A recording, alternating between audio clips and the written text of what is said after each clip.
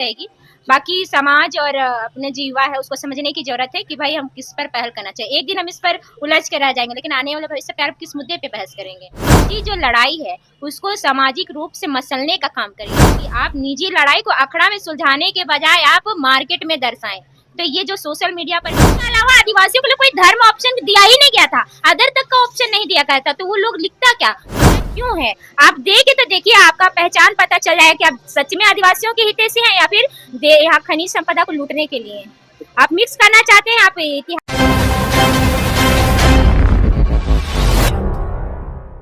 अगर आप झारखंड में रहते हैं तो आपको आदिवासी समुदाय का जो है सम्मान करना होगा, क्योंकि बता दें कि लगातार जिस तरह से दो आदिवासी समुदाय जो है आमने सामने नजर आ रहे हैं डीलिस्टिंग को लेकर के, कहीं जाति धर्म को लेकर के। और इसी के साथ बता दें कि आज जो है ज्योत्सना केरकेट्टा जो आदिवासी नेत्री हैं वो आज धर्म के जो है चीजों को लेकर वो आज फंसे हुए हैं। इन्हीं चीजों को लेकर उन्होंने प्रेस कॉन्फ्रेंस भी किया, लेकिन सबसे बड़ा सवाल ये उठता है कि आखिर ये विवाद कब तक चलेगा, क्योंकि लगातार जिस तरह से आदिवासी समुदाय बढ़ चढ़कर जो हिस्सा लेती है तमाम चीजों पर, ऐसे में कहीं ना कहीं ये सोचने के विषय हो गई है।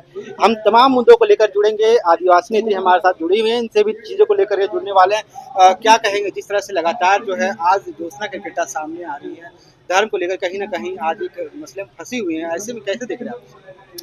देखिए, ये बहुत दुखदायी मुद्दा है और हमारा जो युवा समाज भी इस चीज में बढ़ चढ़ के इस बातों को तुल दे रहा है, जिसको तुल नहीं देना चाहिए था।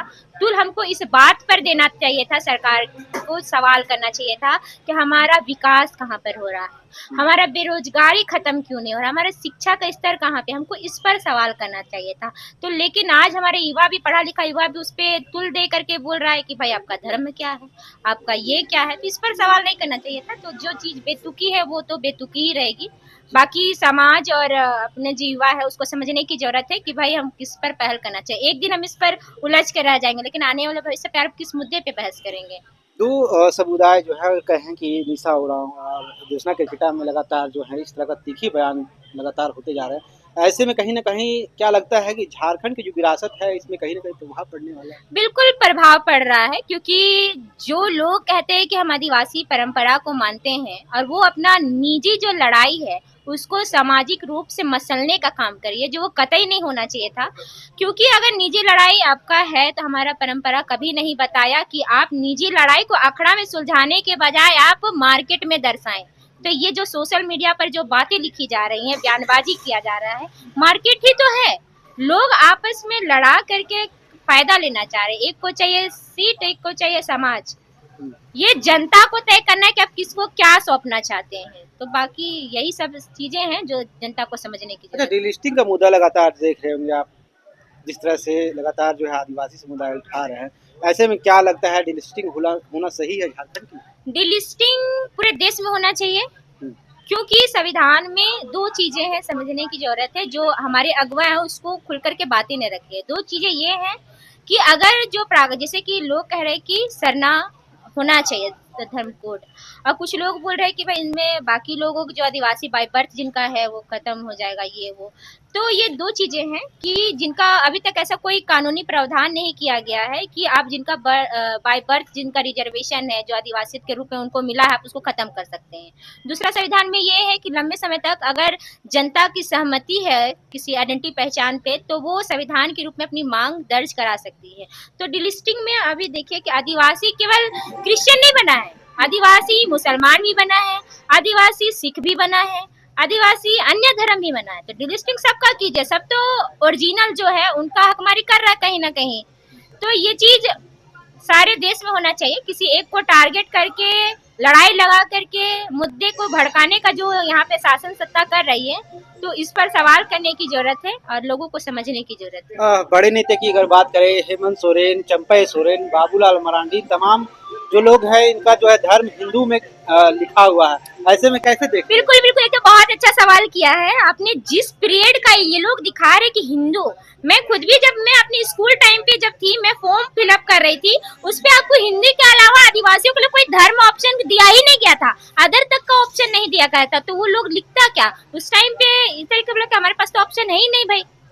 तो इस तरीके की उस टाइम की सिचुएशन बनी है। अगर आपके पास है वो प्रूफ, तो आप जनता को दिखाइए कि किस कंडीशन पे हिंदू लिखा गया है। आप ये भी तो प्रमाणित कीजिए ना। मैं तो अभी आपसे मांग करती हूँ कि आप दिखाइए सारी चीजें, एक पहलू को आप क्यों दिखाते हैं। माना कि वो हिंदू लिखे, लेकिन उस टाइम पे जिस तरीके से अभी लोग डिलिस्टिंग का मांग कर रहे हैं, लेकिन पहचान कोड देने में इसको सर दर्द क्यों है भाई। तो उसी तरीके का उस टाइम भी सिचुएशन इन लोगों ने बनाया कि उनका ना ही आधार में लिखने का ऑप्शन दिया। आप आधार कार्ड लिखा, इसीलिए तो 44 लाख लोगों ने अपनी स्वेच्छा से दर्ज कराया सरना कोड। तो आप पहचान कोड देखिए कौन हिंदू लिखता है और कौन क्या लिखता है। इसमें आपको इतना भ्रमित करने का क्या जरूरत पड़ेगा। तो अगर उतनी साल से जो है ये सब चीजें नहीं बदली, तो क्या लगता है कि अब बदलाव होगा? क्या आदिवासी समुदाय एकजुट है इन तमाम चीजों को लेकर के? बिल्कुल एकजुट है, और शुरू से आदिवासी समुदाय परिचय दिया है। जब यहाँ के बाकी समुदाय जब अंग्रेजों से लड़ना नहीं चाहा, तब आदिवासी समुदाय ने ये पहल किया था।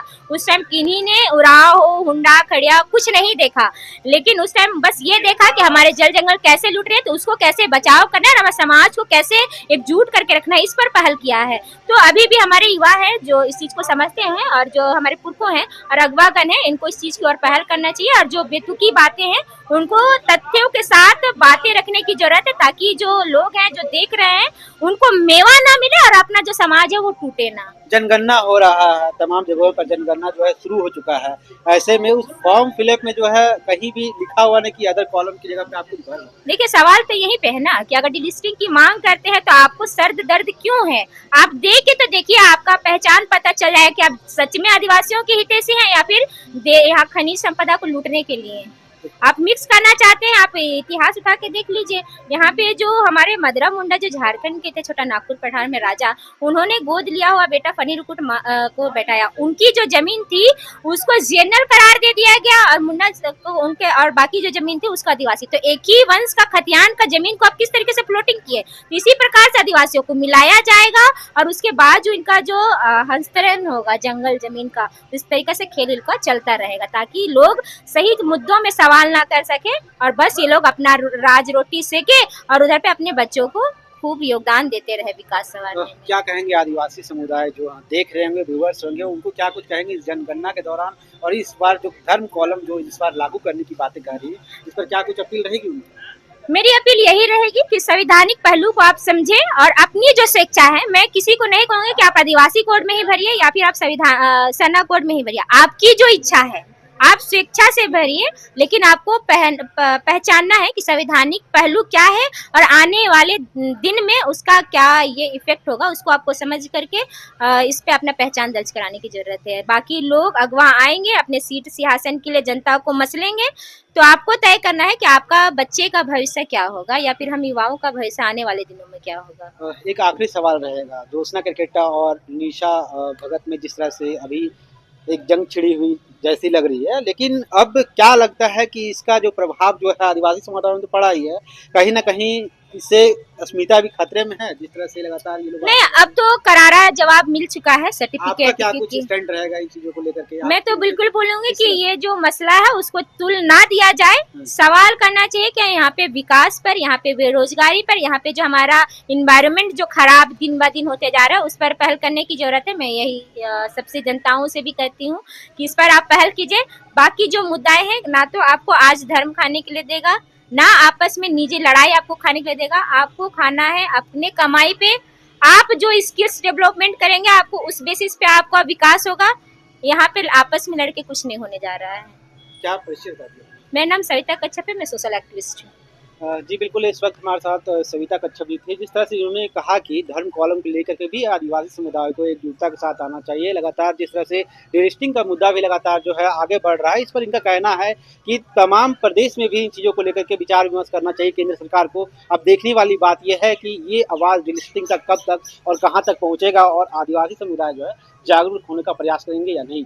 तब तक लिए आप हमारे साथ बने रहें। मैं चंदन, धन्यवाद।